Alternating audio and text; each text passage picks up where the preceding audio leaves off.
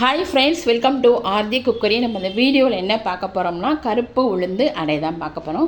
கருப்பு உளுந்து தோசை நம்ம பார்த்துருக்கோம். இன்றைக்கி நம்ம அடையோட ரெசிபி தான் பார்க்க போகிறோம். அதுக்கு என்னென்ன வேணும்னா, ஒரு கப்பு நான் பாயில்ட் ரைஸ் எடுத்துருக்கேன்.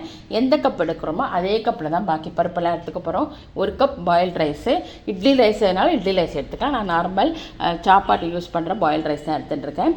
3/4 கப்பு வந்து கருப்பு உளுந்து, 1/4 கப்பு வந்து துவரம்பருப்பு, 1/4 கப்பு வந்து கடலைப்பருப்பு, 1/4 கப்பு வந்து பயத்தம்பருப்பு எல்லாம் நான் வாஷ் பண்ணிவிட்டு 3 4 மணி நேரம் ஊற வச்சுட்டு, அது கூட நம்ம என்ன போட போகிறோம்னா மிளகு, ஜீரகம், உப்பு, இஞ்சி, இந்த தேவையான காரத்துக்கு தேவையான மிளகாய் போட்டு நல்லா அரைச்சி வச்ச மாவோட நம்ம வந்து 1/2 ஸ்பூன் வந்து பெருங்காயம் இப்படி போட போகிறோம். அதுக்கப்புறமா கறிவேப்பிலை போட்டுட்டு துருவின தேங்காய் இருக்குல்ல, ஒரு 1/4 கப் துருவின தேங்காயும் போட்டு நல்லா மிக்ஸ் பண்ணிவிட்டு தட்டை போட்டு மூடி ஒரு 10 15 நிமிஷம் வச்சுட்டா போகிறோம். இது வந்து 8 ஹவர்ஸ் ஃபர்மெண்ட் ஆகணும்லாம் அவசியம் இல்லை. இது வச்சுட்டு நம்ம தோசைக்கல் சூடான அப்புறமா அடை மாதிரி நம்ம வாத்துக்கலாம். அவ்வளோதான். அதான் 2 பக்கமாக திருப்பி போட்டு நல்லெண்ணெயை விட்டு எடுத்தாச்சுன்னா ரொம்ப டேஸ்டியான ரொம்ப ஹெல்த்தியான அந்த கருப்பு உளுந்து அடை வந்து தயாராகிடும். இதுக்கு வந்து தொட்டுக்கிறதுக்கு நம்ம அவியல் யூஸ் பண்ணிக்கலாம். அப்படி நான் எனக்கு வந்து ஒயிட் பம்ப்கின் போட்டு மோர் கூட்டு தான் நம்ம யூஸ் பண்ணிகிட்ருக்கேன்.